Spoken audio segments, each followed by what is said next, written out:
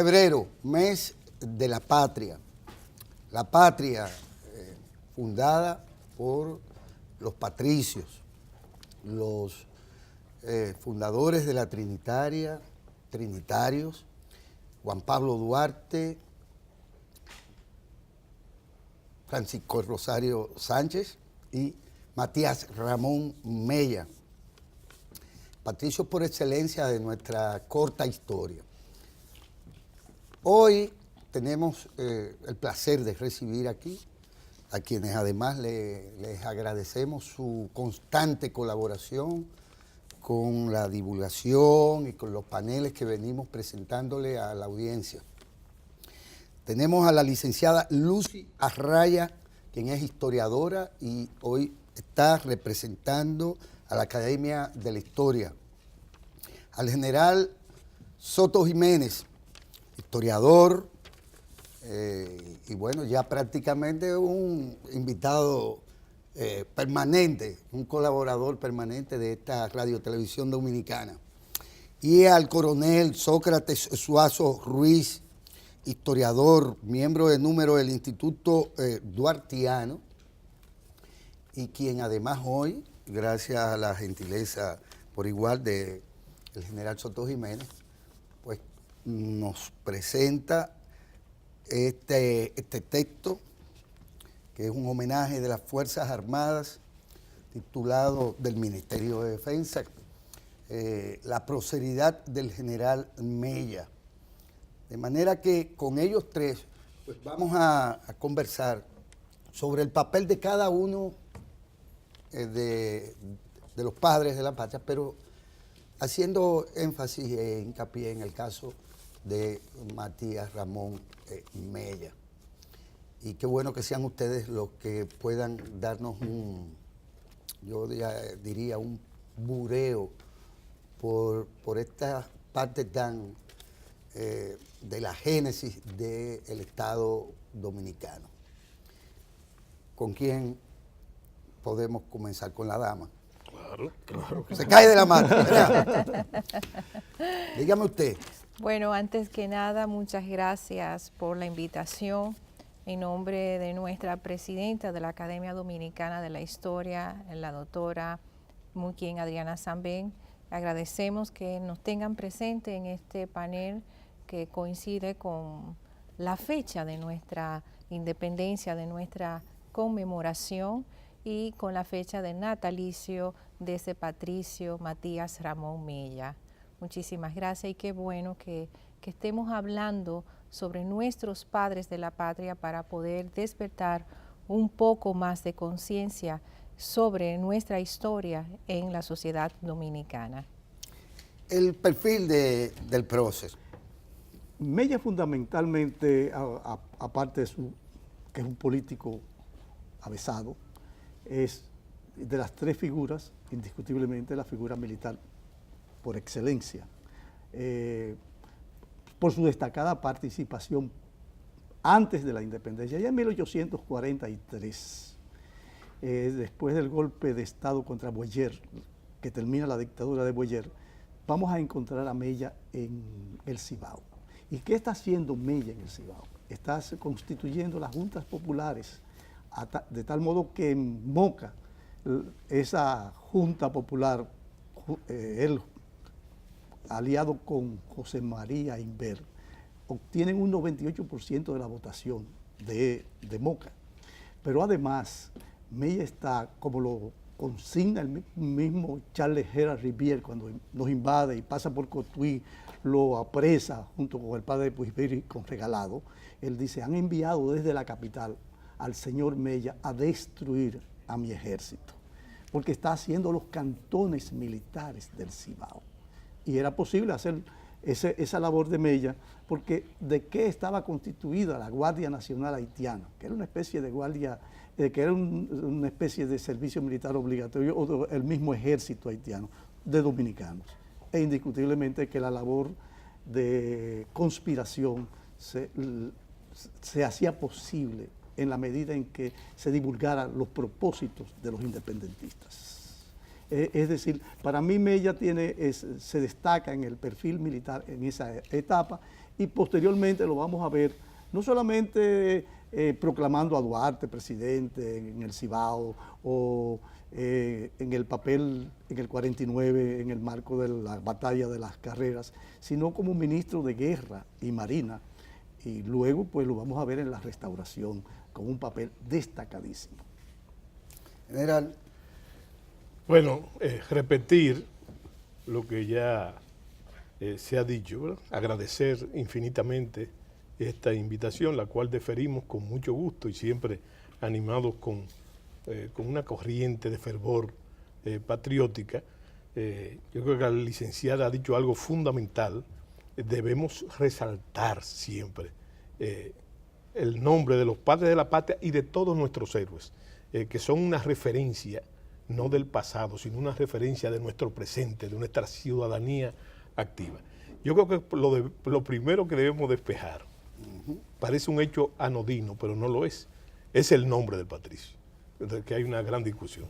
Sí. Usted habla de Matías Ramón Mella, y es Ramón Matías Mella, desde mi punto de vista, por un simple hecho, y es que la mayoría de los documentos, y la historia está fundamentada en documentos, claro. Él firma como Ramón Matías Mella. Naturalmente son dos nombres propios.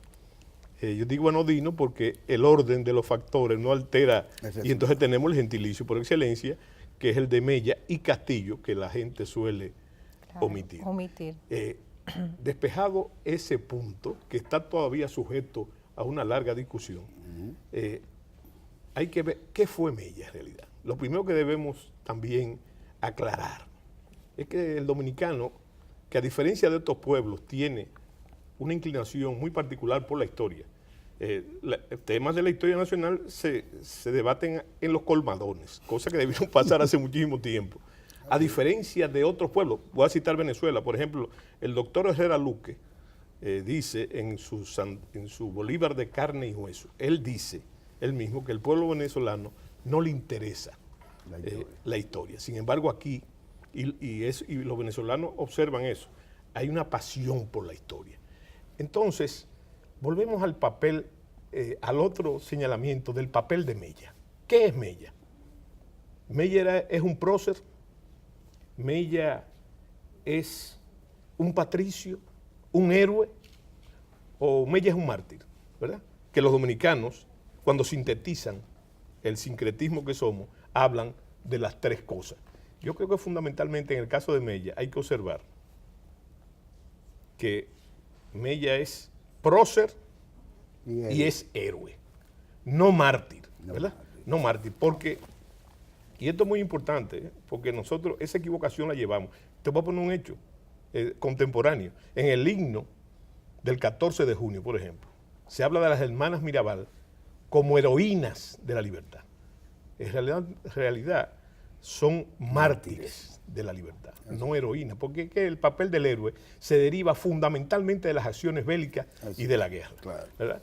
Y entonces, esas dos cosas. Y otro es esa jerarquización de la que el dominicano vive prisionero, ¿verdad? Entonces, que no es una cosa rara que tengamos tres padres de la patria, porque en los Estados Unidos, por ejemplo, se habla de los padres fundadores y se menciona a Washington, a Jefferson, a Adams, a Franklin.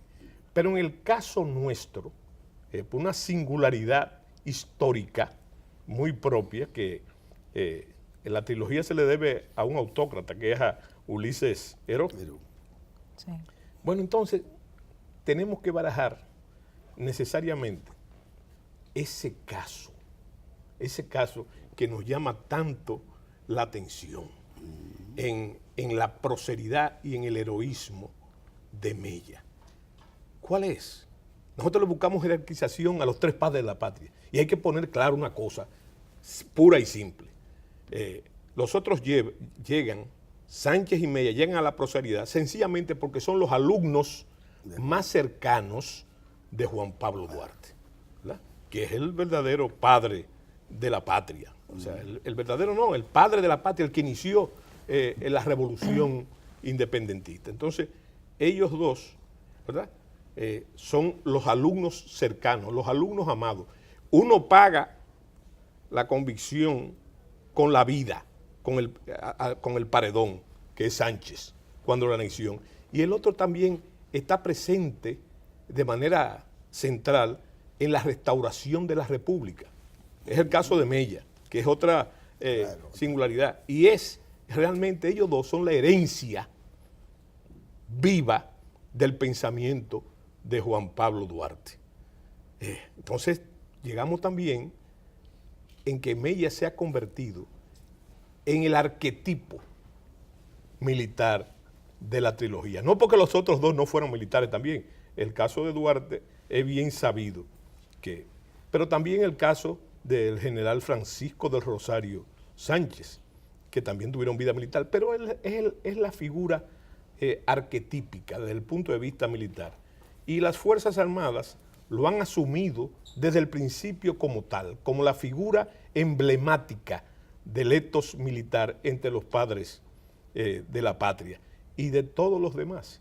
Ahora bien, se ha discutido mucho, inclusive en ese libro que usted tiene ahí, se habla de que sabemos poco de los orígenes militares de Mella. Y muchos lo ponen al nombramiento de Mella en la independencia como coronel. Y es mucho anterior, porque fue una especie de prurito histórico del que habló hace un momento el licenciado Suazo, el coronel Suazo. Tenemos que ver lo que no se quiere decir, no entiendo por qué. Y es que yo creo que también la culpa es de la poesía. La poesía contamina todo, ¿verdad? Y entonces vamos a ver que la improvisación entre los héroes militares de la independencia no existe, porque todos tenían. Yo no he conocido uno que no tuviera formación militar en lo que dijo el licenciado Suazo, en la Guardia Nacional Haitiana, a lo que todos los dominicanos a los 18 años tenían que servir. Duarte se fue más allá, lo que comprueba que Duarte nunca pensó que la independencia se podía hacer por la buena, es una función puramente política, sino que ordena es la palabra, que los trinitarios hagan carrera militar, con un propósito muy simple, ¿verdad? Para tener esa experiencia, esa herramienta para su revolución febrerista. Entonces, los orígenes de Mella van de lo mismo. Mella hizo una carrera militar, inició su carrera militar en el servicio de la Guardia Nacional Haitiana. Bueno, entonces tenemos que en Mella se da también esa trilogía. Es militar, es político, un hombre fundamentalmente político, ¿verdad?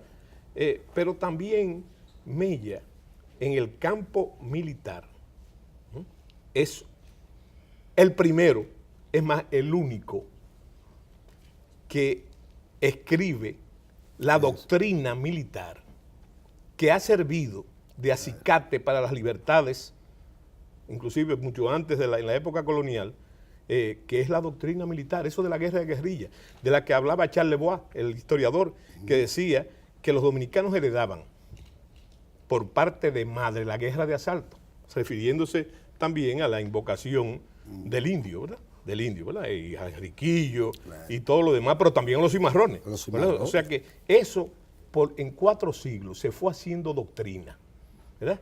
Y doctrina viva, porque con esa doctrina los dominicanos vencieron a todos los imperios que lo agredieron, ¿verdad? Y entonces después esa doctrina se hace viva también y se exporta a Cuba, donde son dominicanos muy específicos que la llevan, no solamente Máximo Gómez, sino también los marcanos. Es más, Máximo Gómez en su diario dice, ay si no hubiera muerto el valiente Luis Marcano, de ese Máximo Gómez que se habla hoy, no se hablara. Bueno, y tenemos el caso también del Modesto Díaz, de un lado y del otro, ¿verdad? Llevan la doctrina militar, pero Mella le escribe. En su diario de guerrilla, él escribe, lo que es un hecho sensacional, un hecho no solamente meritorio, sino un hecho atípico en la historia militar dominicana. ¿Y se le puede atribuir a él la carga al machete? No es que se le pueda atribuir, es que la carga del machete existió siempre, ¿verdad? De generación en generación. Era doctrina viva. Es una iniciación social. Es una doctrina viva, pero él lo escribe. Sí. Bueno, lo escribe, y déjame decirte algo. Máximo Gómez, por ejemplo, es saludado por un periódico argentino como el Napoleón de las guerrillas. Pero tampoco hay que destacar que Mao Zedong, uno de los favoritos, de su referencia favorita, era Máximo Gómez, el papel de Máximo Gómez. Y eso es doctrina militar dominicana, que trasciende en ese sentido. Hay otro aspecto que hay que señalar. Uno se pregunta, ¿por qué Mella es enviado antes de la batalla del 30 de marzo al Cibao? Porque hay que despejar las dudas. Yo digo siempre, y lo he dicho muchas veces, que Mella es un capitaleño esencial. No era del barrio de Juan Pablo Duarte, pero era un capitaleño, digo, una ciudad que tenía 2.500, 3.000 habitantes, ¿verdad? Es un capitaleño esencial, pero las raíces de Mella son cibaeñas. No tiene sentido, y eso explica por qué lo mandan, de mandar un capitaleño esencial al Cibao. Lo que pasa es que él tiene raíces. Él tiene un tío que es uno de los padres de la primera caballería, Manuel María Castillo, que es de San Francisco de Macorís. O sea, que se asentó en San Francisco, sí. Viene del sur, viene de las matas de Farfán. Sí, ahí está defendiendo el historiador Suazo, su ascendiente sureño. Pero lógicamente no se va a mandar a un capitaleño ni a un sureño a hacer lo que Mella hizo. Y lo que Mella hizo es lo que está establecido en la doctrina militar actual, en la más avanzada. Y te lo voy a expresar en unos versitos que son doctrinales, ¿verdad? Que dice que los generales concentran la tropa. Los generales, está significado ahí el papel de liderazgo de los generales. Los generales concentran la tropa. Los coroneles dirigen la batalla y los capitanes y tenientes libran el combate. ¿Cuál era el papel de Mella? El primero, concentrar las tropas. Pero no es simplemente, es hacer lo que se llama en términos modernos la movilidad estratégica. Porque lo que hace Mella, sobre todo en San José de las Matas, porque tú dirás, ¿y por qué no en Santiago? No, porque es a un nivel regional, ¿verdad? Él lo que hace es recolectar, y es la palabra correcta, porque son colecticios, a soldados para la batalla de Santiago. Mucha gente dice, pero no, él no tuvo en la batalla de Santiago. No es que no tuvo en la batalla de Santiago, es que su papel era, y no acaba con la batalla de Santiago, ¿verdad? Sino con lo que va a pasar de forma subsiguiente en el Cibao. Entonces, él es el gran imán, el que concentra la tropa, el que dirige ese proceso de recolección, es el que lo hace, y lo hace de manera evidente. Pero fíjate que nada es improvisado. Para buscar un comandante de la defensa en Santiago, entonces se elige a José María Imbert. ¿Por qué? Porque tenía experiencia, era de origen francés, tenía experiencia, sí. Había estado en Cuba primero, fue gobernador, ojo, Mairé, era la palabra para los haitianos, en Moca. Entonces, ese es el hombre con esa experiencia y auxiliado por otros franceses para que y Michel, y Achille Michel, para que dirija la batalla de Santiago. El papel de Mella era recolectar las tropas. Entonces podemos pasar de ahí al hombre político. Exacto. Y antes de hacerlo, me gustaría también una relación, porque son dos personajes de dimensiones distintas, pero militares ambos. Me refiero a Duvalier. Sí. Que lo conoció. Ahí, muy interesante. Sí, pero fíjate otra cosa que omitimos. Mella, como Duvergé, está ligado a San Cristóbal. Sí, ahí se conocieron. ¿Y por qué? Porque los dos eran taladores de árboles. Otra cosa que no se puede decir. Por ejemplo, el sobrenombre de Duvergé era Bois. Y Bois lo que quiere decir en creol es bosque, ¿verdad? Entonces eran dos taladores. Naturalmente de dimensiones diferentes, porque no se puede decir que Mella era un talador. Mella lo que era que sí un comerciante de madera. Quizás fue su primera actividad laboral y económica. pero tampoco es tan jerarquizado, porque Duvergé, yo siempre digo, Duvergé es nuestro soldado cardinal, un ejemplo ético y moral de lo que no se debe hacer, una lección para los militares, ¿verdad? Cuando Santana, después de la batalla de la Carrera, invita y casi coacciona, cae preso por eso, para que ataquen la capital para tumbar el gobierno de Manuel Jiménez, ¿verdad? Él le dice una palabra, le dice, mi sable no tiene filo para las luchas intestinas. Entonces esa va a ser la postura, es una postura ética, que también van a coincidir, fíjate, en la defensa de Azua de 1849. Mella era uno de los 7 generales que comandaban la defensa y el comandante en jefe era Duvergé, que hay que decir también que no se dice que fue una victoria haitiana.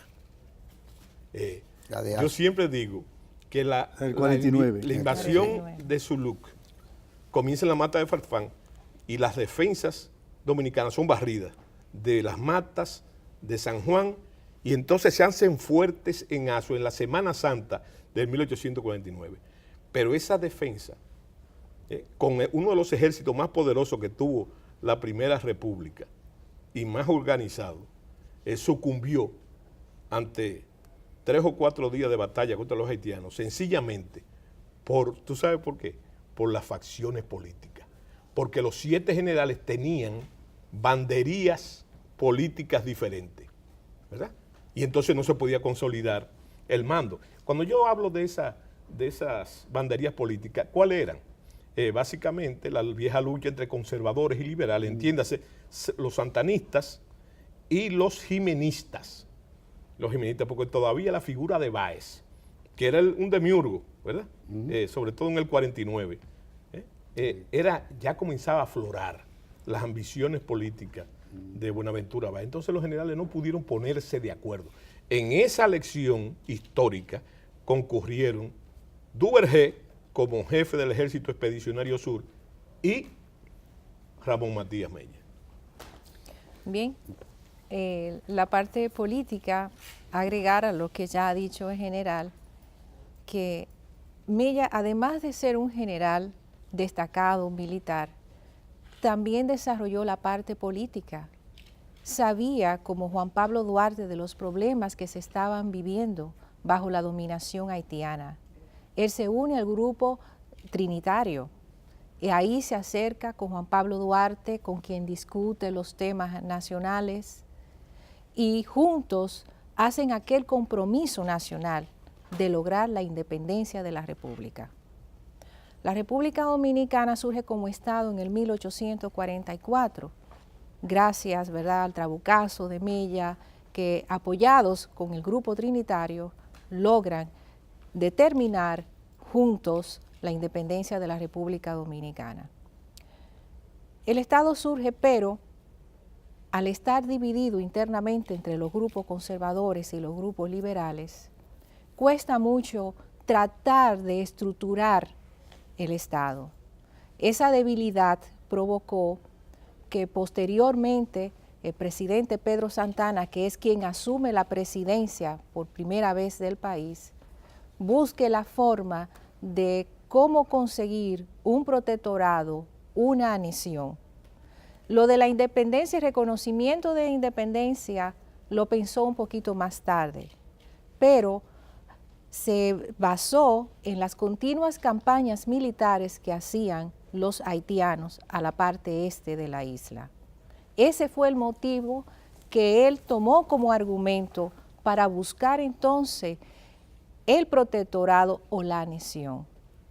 Es ya después, con un poco más de visión y de quizá de presión del sector liberal, que decide buscar entonces reconocimiento de la República Dominicana como Estado. Necesitábamos ser reconocidos para tener a nivel internacional compromisos y deberes y una participación. Pedro Santana juega un poco en ese momento con los liberales. Los persigue también. Mella tuvo que negociar políticamente, como mencionaba el general. negociar con el poder político de ese momento para procurar todo el momento de sostener la independencia de la República Dominicana. Es designado secretario por Pedro Santana, le hace varios encargos fuera de la ciudad de Santo Domingo, lo envía a Santiago, como explicaba el general. Pero después, en el 53, Mella va a tomar otro rol político y es de representante de la República Dominicana ante la corona española. En el 1853, Mella es designado junto al FAU para una misión diplomática en España en procura del protectorado o el reconocimiento de gobierno, no de la anexión, porque Mella, aunque se ha querido cuestionar la historia de esa misión de Mella, no es cierto que Mella deseaba la anexión de la República Dominicana porque sabía que una cosa era el protectorado y otra cosa era la anexión. En el protectorado lo que hay es una protección y una ayuda e intervención en la parte administrativa, no territorial como ocurre en la anexión, donde ya una parte dominante, la potencia, domina todo, tanto la parte administrativa como la parte territorial. Mella se fue a España con varias cartas de recomendaciones dirigidas al ministro del Departamento de Estado, Calderón de la Barca, en España, y en esas cartas él llevaba la recomendación de tratar de conseguir el reconocimiento de Estado o el protectorado y presentar la situación de la República Dominicana en ese momento. Ahí le habló al ministro de Estado de los sinsabores dominicanos, de las intervenciones de los haitianos, especialmente de Faustino Soluque, que tenía la idea de conformar todo un imperio negro con esta parte del este. Esa era su idea, invadir, porque él consideraba que la isla era una indivisible. Y Mella habla de todo esto, pero lo hacen esperar. Le dice, no, vamos a considerar esa situación. Pero lo cierto es que en ese momento que Mella viaja a España, la situación económica y política de la corona era bastante conflictiva y muy mala. Económicamente estaba en decadencia España en ese momento, entonces no se le da el suficiente apoyo. España no nos quiere dar el reconocimiento, primero porque ellos abrigaban la esperanza de poderse mantener, ya solamente le quedaba para ese momento Cuba y Puerto Rico. Y lo de nosotros era como algo que ellos tenían que pensarlo porque tenían que invertir en recursos económicos, en fuerzas armadas para poder mantener una presencia aquí. Y en ese rejuego mantienen a Mella en España. Mella dura casi un año en España. Sale en 1853 y está hasta 1854. Se enfermó, el cambio de clima, la comida totalmente diferente a la que comía aquí en Santo Domingo. Pero algo importante que pasó en esa estadía es que él conoce a Rafael María Baralt, que era un venezolano, hijo de una dominicana que se había ido a Venezuela, y Rafael María Baralt era un personaje con bastante formación intelectual, miembro de la Real Academia de la Lengua, con mucho conocimiento y trabajaba muy de cerca con la reina Isabel II. Entonces, él le da ese apoyo a Mella, lo guía, lo orienta, y cuando ya Mella tiene que regresar sin ningún resultado positivo, Mella le dice, yo voy a recomendarte para que tú representes nuestros intereses y procure ante todo el reconocimiento de Estado independiente de la República Dominicana. Mella regresa, inmediatamente recomienda a Rafael María Baralt, le explica a Pedro Santana la situación y acepta. Y así es nombrado Rafael María Baralt en España como representante y ministro plenipotenciario ante la corona en representación de la República Dominicana. Y es Rafael María Baralt que firma el primer convenio que se suscribe con España en el 1855, el convenio de extradición, reconocimiento, paz, amistad y comercio. Un acuerdo que se firma ya para 1855, pero quiero aclarar que antes de la firma de ese convenio, la posición de España cambia, como había dicho, que no tenía recursos económicos España para asumir eso, ni tenía interés político en reconocernos, por la situación que conocemos que ya le quedaba a Cuba y Puerto Rico. Cuando los Estados Unidos comienzan su expansión hacia el Caribe, los llamados filibusteros americanos que comenzaron a invadir en Cuba y buscando posiciones, ahí entonces España cambia de posición, da un giro. Entonces decide firmar un tratado de reconocimiento, paz, amistad, extradición y comercio con la República Dominicana. Un tratado que va a ser diferente a los demás tratados internacionales que la corona firmó con las naciones que se iban independizando, las ex colonias que se iban independizando.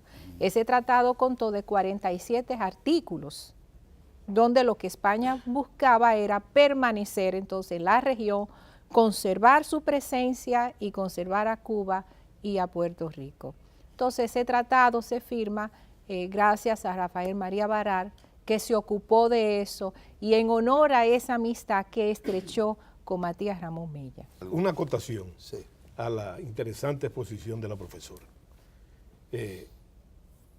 Yo siempre digo, es una disquisición casi poética que la República Dominicana, indudablemente el Estado, uno de los papeles fundamentales de Duarte es la creación del Estado Dominicano, ¿verdad? Por sus iniciativas, por sus ideas, etcétera, que nació muy anterior. A Sócrates no le gusta que le digan eso, pero realmente el primero que habló de eso que tú dijiste, de la independencia pura, fue don Ciriaco Ramírez, que por cierto, él ha encontrado la única imagen que... ¿Sureño? Sí. Correcto. Bueno, él no era sureño. Era español. Era español. Pero se vinculó al sur. Pero yo quería...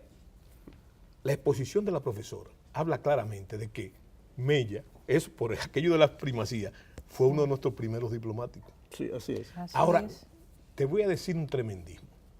Yo pienso que la República Dominicana, ese Estado, nació, creo que se me entienda gráficamente, con el hechizo, con la marca de la sociedad tera. Era un producto urbano, pero nació con esa marca, por la vieja lucha que habló la profesora también de conservadores y libres. Desde ese punto de vista, yo creo que Santana se equivocó, de acuerdo a sus intereses y de su partido, mandar a Mella a España. Porque pretender que Mella hiciera otra cosa que no fuera lo que la profesora dijo, era una falta inclusive de conocimiento de lo que estaba pasando en la sociedad del individuo. Entonces, la muestra más que documental de lo que sucedió, de las repercusiones de eso, es que a pesar de ese tiempo, ¿verdad? Mella, por el señor Baral, logra lo que Mella quería, lo que su partido quería, y no lo otro. Y fíjate, por encima de sus acompañantes, porque esos Alfao, tanto el gordo Alfao, como yo le digo, como Felipe Alfao, los dos trinitarios, esos no solamente fueron siempre anexionistas, sino que terminaron siendo mariscales de España en el ejército. Mariscales, los dos. Eran españoles. Y además combatieron por España en la guerra, que es el otro elemento que hay que mencionar. España estaba envuelto en un conflicto que terminó con la muerte de Franco, con el asunto del Sahara español y la guerra. La guerra de África. Sí, la guerra de África era un elemento importante. Del Pacífico también. Claro. Era un momento difícil. No, era un momento difícil y siempre fue difícil hasta los umbrales del siglo XX. La guerra hispanoamericana es lo que resuelve ese dilema de Cuba, Puerto Rico y Filipinas en otro ámbito. En otro ámbito. Pero esos dos individuos, los Alfao, siempre fueron no solamente gente de la extrema confianza del general Pedro Santana, sino que eran desde el principio. Esa corriente siempre fue anexionista porque no tenía conciencia política Claro. del Estado. Ni sabían lo que era un Estado. Y sus referentes, que por ejemplo Duarte nunca lo menciona, su referente fue el primer partido dominicano, que es prerepublicano, que es el Partido Liberal de Sánchez Valverde, de Núñez de Cáceres, de Correa Isidro. Y de López de Y de Medrano. López. Entonces, esa gente en realidad no soñaban con una independencia pura. Ellos lo que querían eran mejores condiciones de la corona Sí. para los criollos. Sí. ¿Verdad? Y en ese sentido, bueno, hay que ver las únicas imágenes que tenía Pedro Santana en su despacho presidencial era el de Sánchez Ramírez. No, el del brigadier Sánchez Ramírez. Que fue el primer gobernador criollo que se da en Y la del isla. del que él se sentía sucesor. Y sabemos que Sánchez Ramírez, buscando las raíces Sí, del sí, problema, sí. que Sánchez hace la reconquista y comete el error histórico de devolverle la colonia a España, y ahí iniciamos Mata nosotros. su gloria. Claro. Hay un personaje que por el rol político que se le atribuye también, pues está inmerso en aquello y no en condición probablemente ni de ateo, ni de trinitario, ni de liberal, que es Briones. Bobadilla. Bobadilla. Sí. ¿Cómo se articulan estos intereses en donde finalmente Sí. también se le atribuye a la redacción de un importante documento que deberían ustedes podernos Sí. ilustrar con Sí. respecto al mismo? ¿Sabe el nombre de Bobadilla que le daba el pueblo? Era Pandora. Pandora. Que Esa era caja. haciendo alusión a De, la caja. de sorpresa. Por la cantidad de Era un iniquidades mago, que surgían era de un ella. mago sacando. Sí. Y el pueblo le Cosas. decía chapapote también. Chapapote. Sí, pero hay que saber, eso es interesante, porque signa el papel de Matías Ramón Mella.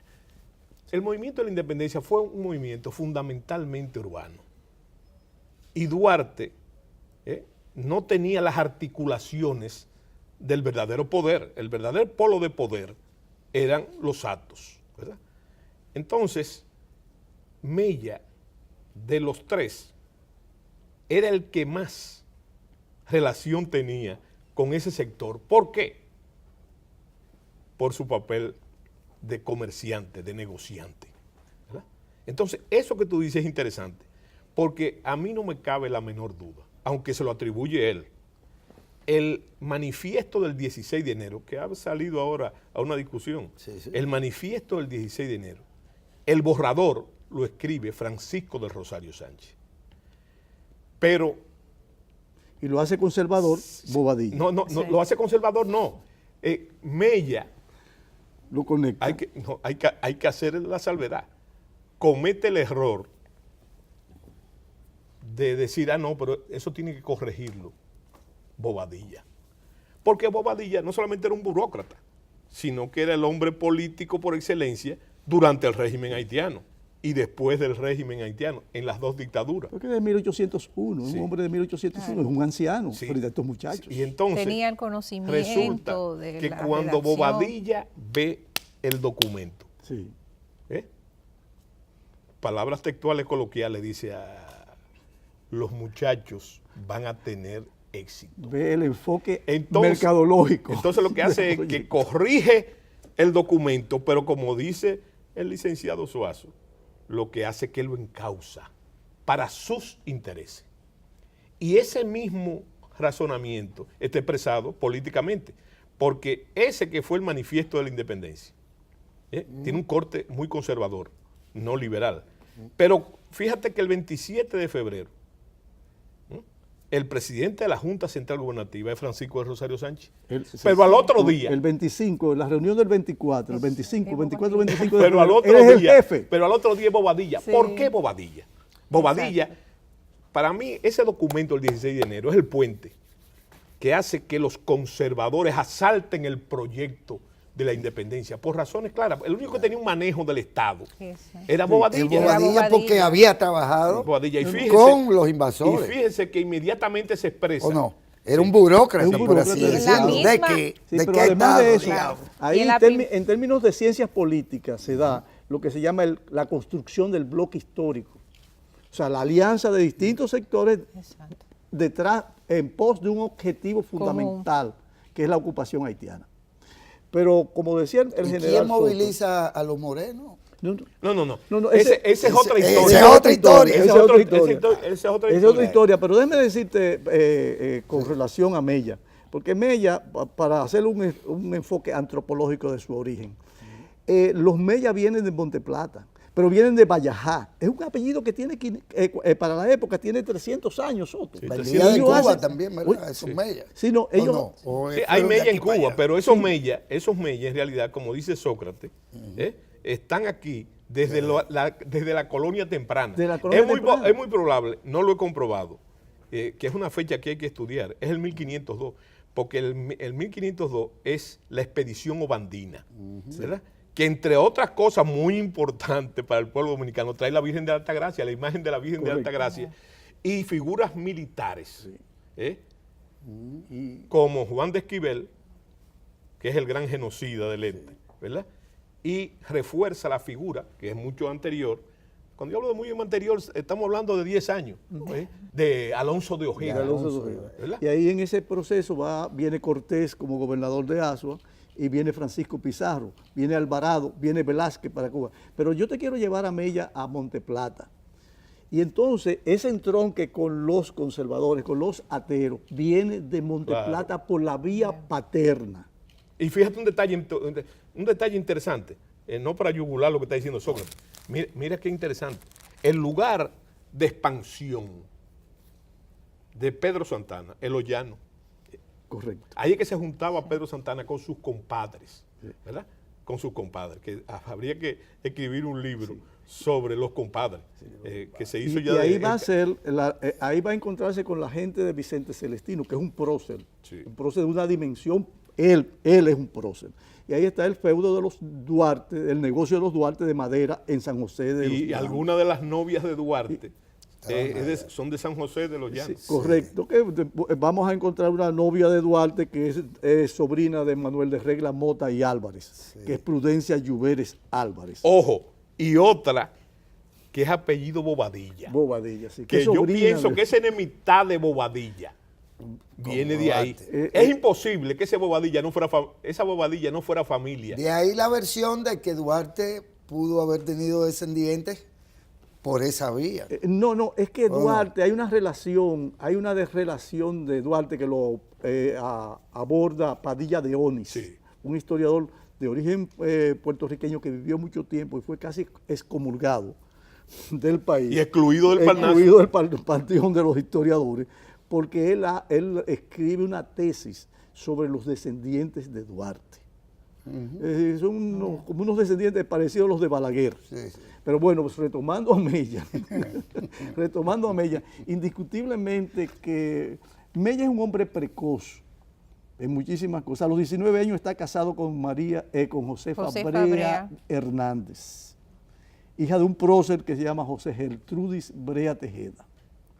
Es el etos de San Carlos, que se va a extender fundamentalmente, vamos a encontrar a José María Cabral y Luna, camino a Baní, y el etos banilejo, que va a interactuar con San Carlos, que todas las familias de Baní están ligadas a San Carlos. Entonces, por eso Por cuando... el origen mismo. De por el ellos. origen Y mismo. fíjate, Entonces, fíjate él qué entronca. interesante, el golpe de Estado de Santana del 49 contra el gobierno de Jiménez, que se firmó la capitulación de Guibia. ¿Tú sabes dónde sitúa Santana su cuartel general? Él viene de Baní, en San Carlos. A diferencia de Duvergé, Mella, el político, apoya el golpe de Estado y se traslada con Santana a San Carlos. Sí. Y en el caso de Duvergé, que se encuentra con Mella en San Cristóbal, en el negocio de madera, que es una forma de mandar hombres y de organizar el trabajo.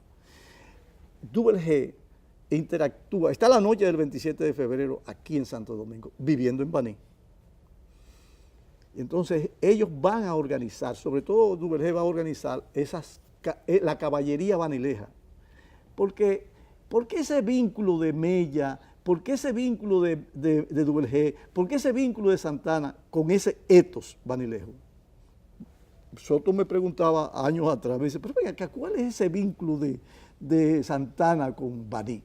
Donde creó lo que se llama una gran influencia política. Bueno, recuérdate del cuartel general expedicionario sur en Sabana Buey, No, la noche del 19 y que de él marzo. salva su vida. En el 43, Santana, que va a ser ejecutado en Puerto Príncipe, salva su vida porque se le escapa a los haitianos, a Gerard, se le escapa ahí en el Puerto Hermoso, ahora se le dice como una especie de desierto que hay ahí, los médanos de Puerto Hermoso, se le escapa a Gerard. ¿Por qué se le escapa? Por lo que acaba de insinuar Sócrates. El problema es que Baní está constituido por ateros, ¿verdad? Ateros fundamentalmente, de origen en primera generación de los españoles, ¿verdad? Y entonces Santana en ese momento es el mesías de la clase atera. No. Sí. Y ellos lo salvan. Sí, pero hay algo, ellos lo salvan. hay algo más fundamental para explicar eso. Y es que entre 1801, con las invasiones de Toussaint, de Salines y demás, la población de Baní va a crecer, se va a multiplicar por 4. Es decir, si habían 1000 personas, habrán 4000. Pero ahí es un receptáculo de la gente de Hincha, de la gente de Bánica, de la gente de San Juan, que viene huyéndole a las tropelías de las invasiones haitianas. Y ahí se va a encontrar Santana con los compadres de sus padres, o sea, con familias. Y de su papá. Entonces, eso es fundamental para entender. Y entonces, en Baní, no solamente Mella va a ir a Baní en el proceso antes de la independencia, sino el mismo Duarte, los mismos panfletos de Serra van a estar creando un nivel de conciencia patriótica, porque lo que se aviva, y yo pienso que en el hogar de Mella, en ese matrimonio con Francisca Castillo, Sí. que es el origen sureño, que es el origen canario, porque Mella es un individuo que viene de Monteplata, y en la ascendencia de Mella tú vas a encontrar abuelas pardas, es decir, Mella no es un blanco, Rubio o verde. nada de eso. Como lo Mella pintan. blanquea a través de su madre, Castillo Álvarez. Licenciada, Sí. me dice lo que vaya a decir, pero agréguele. Tanto en el caso de Duarte como en el caso de Sánchez, aparece Rosa y aparece María Trinidad. Y en el caso de la figura de Mella, no me queda clara la participación femenina por ese lado de en la José Fabrea, que coyuntura. era la esposa. Bueno, Sí. pero los roles, porque en el caso de Rosa, bueno, pues la Si historia hablamos lo- de familiaridad, y discúlpeme, Sí. hay que mencionar la figura central de esas articulaciones. Sí. O es el tío de Mella, el Sí. Castillo. el Castillo. Y en el Castillo. caso de Duarte, tú vas a encontrar un tío de los tíes, porque los que son, o los que tienen importancia social, no son los Duarte, que es el papá de Duarte, que es de Jerez de la Frontera, es don Juan José Duarte Rodríguez. No, son los Díez, que tienen una importancia capital, que están junto con Ciriaco Ramírez en la conspiración para crear Son la gente y República. viven en el Ceibo. Viven en el Ceibo. Déjame decirte un detalle de lo que ha dicho Sócrates. Lo que ha dicho Sócrates, por esa dinámica de la que se ha estudiado poco, de las migraciones internas, hay que decir que lo que pasa con Mella sigue pasando en la cotidianidad. Y te voy a poner un referente que no tiene que ver nada con la política. Hipólito Mejía es un hombre muy mencionado de Gurabo, Sí. un santiaguero, un cibaeño esencial. Sin embargo, sus raíces son vanilejas, Del Cañafístolo, por los Mejía. Por lo imagino. por lo menos. Lo cierto pero, es que volviendo a hablar sobre las mujeres, de la esposa de Mella no se conoce tanto, pero sí se sabe, ¿verdad?, que lo apoyó y estuvo con él hasta el momento de su muerte. O sea, el papel de la mujer en ese momento, acuérdese, no era tan activo como quizás es hoy día. La mujer apoyaba desde la casa, pero dando toda la asistencia al hombre, a veces trasladando comida, trasladando armamentos, apoyando como lo hizo en diferentes épocas de la historia dominicana. Y opinando también lo que dijeran las mujeres, o sea, él sí apoyó bastante. Pero los 10 entonces fueron de aquí a Venezuela, no fue al revés. No, de aquí a Venezuela. De aquí o a sea, son Venezuela. castellanos, Pero de origen castellano. Pero óyeme qué interesante, una cosa que casi no se ha mencionado, yo creo que el único que lo ha mencionado soy yo, ¿verdad? Fíjate un detalle.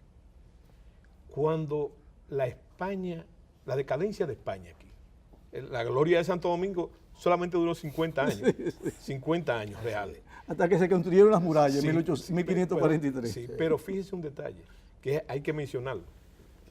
Hay un departamento en Venezuela que se llama el Departamento de Nueva Esparta. Esparta, ¿verdad? De Nueva Esparta. De Nueva Esparta. O sea, Esparta fue un estado griego guerrero. Sí. Pero entonces, esa es Margarita, es la isla Margarita. En un determinado momento de la colonia, sobre todo cuando se acabaron las perlas, que era lo que vivían, y mataron muchísimos indios buceando, buscando las perlas a pulmón, resulta que hay un problema, que hay que poblar la isla. Entonces, la corona ordena que manden un razonamiento hasta geopolítico. Bueno, es una isla, vamos a poblar a Margarita, a repoblarla con isleños, y lo sacan de aquí y lo plantan allá. Por eso yo tengo un artículo que dice Margarita, Departamento de Nueva Esparta, pedacito de Quiqueya. Porque esos dominicanos que llevaron allá estaban fogueados por las amenazas y los conflictos militares permanentes.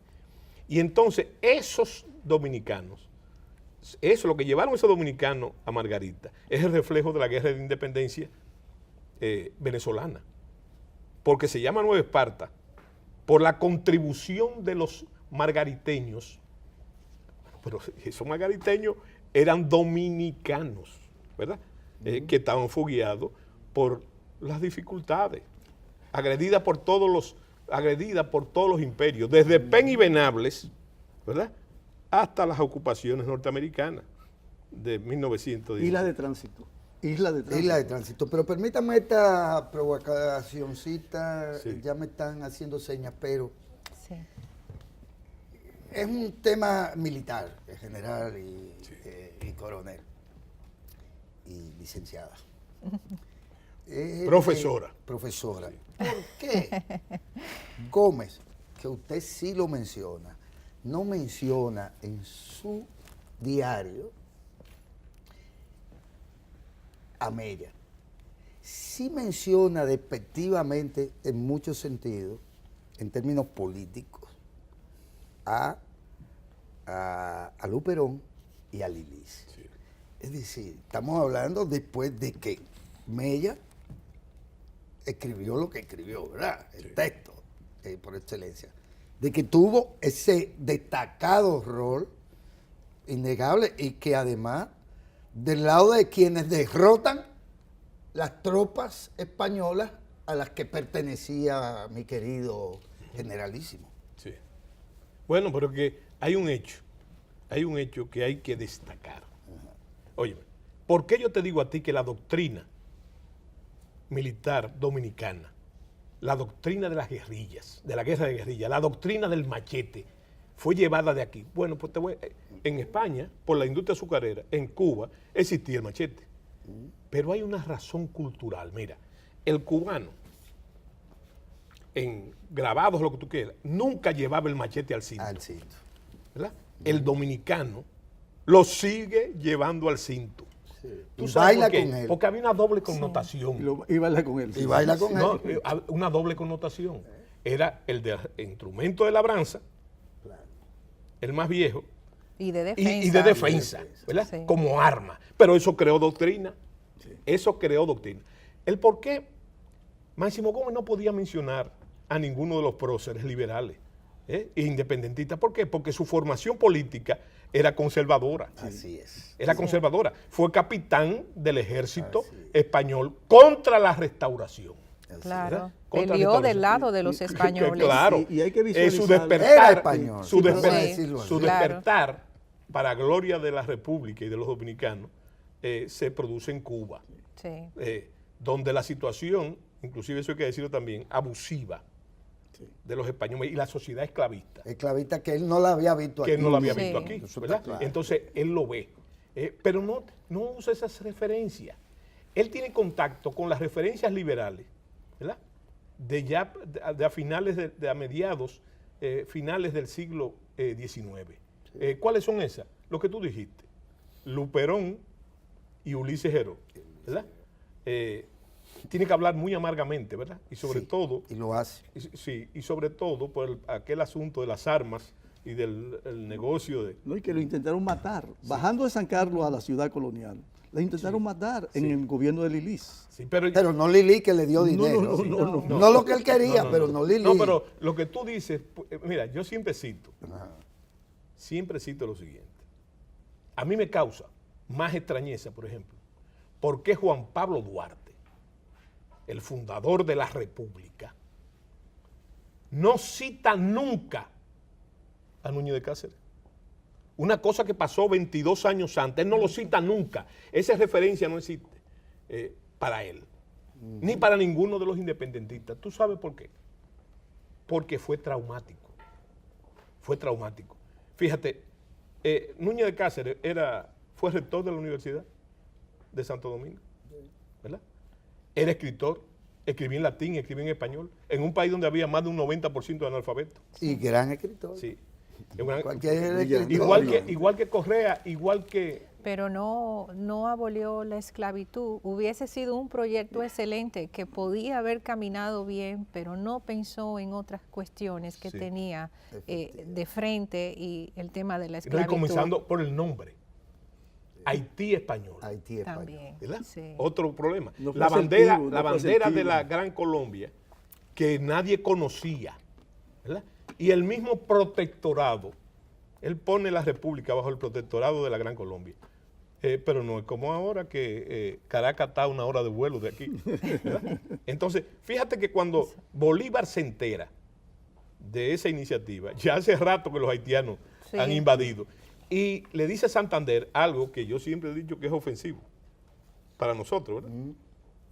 Sin buscarle la quinta pata al gato, le dice a Santander, mira, toma eso ahí para negociarlo con una potencia.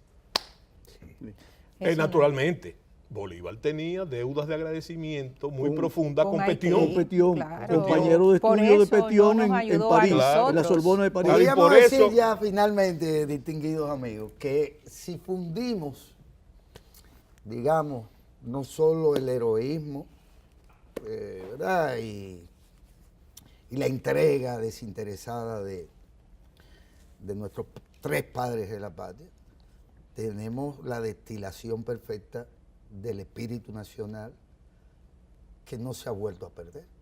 No. Sí, 175 años después nos reunimos en nombre de ellos. Ellos están entre nosotros. Exactamente. Bajo la Se capitanía de se Duarte, perdió naturalmente. Sí. en 1861 cuando la anexión, pero volvimos de nuevo. Claro, renació. Volvió a perderse en el 1916, pero en el 24 volvimos de nuevo. Claro. Volvió a perderse en el 65 y aquí estamos. Pero bueno, Sí. no Sea en que tanto, ¿verdad? Espíritu patriótico, que es amor por el suelo patrio, digamos, Claro. por el... Lo que cesa es la denominación de república, que es la organización del Estado. No cesa la nación, porque la nación es más profunda. Está en el Representa alma, un pueblo presenta con el pueblo, las ideas aspiraciones. comunes, Que nosotros confundimos esas 3 costumbres, categorías, claro. de Patria. patria, república y nación. Y Ahora, Estado. sí. Y son diferentes términos. Yo prefiero, y contra eso es el instrumento mágico, el machete de este encuentro y de este programa. Yo quiero recrear una cosa que él no dice, pero lo dice en secreto, me lo dice a mí. Una idea genial que me dice, Soto, alguien en alguna parte está tocando el tambor de retirada, haciendo alusión al pena de la vida, ¿verdad? Entonces, sin meternos en esas honduras, lo que hay que decir simplemente, que todo el reconocimiento a la prosperidad, al heroísmo, al patriotismo, debe ser para que eso quede claro. Porque los mayores lo tuvieron claro siempre, lo heredaron de padre a hijo y de hijo a padre y de nieto a abuelo, abuelo, nieto.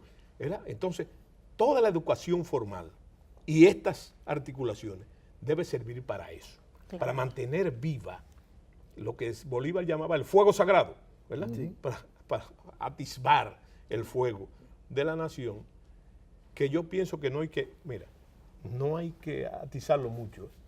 Si tú oyes, si tú ves la relación de las estadísticas y de las encuestas, ¿verdad?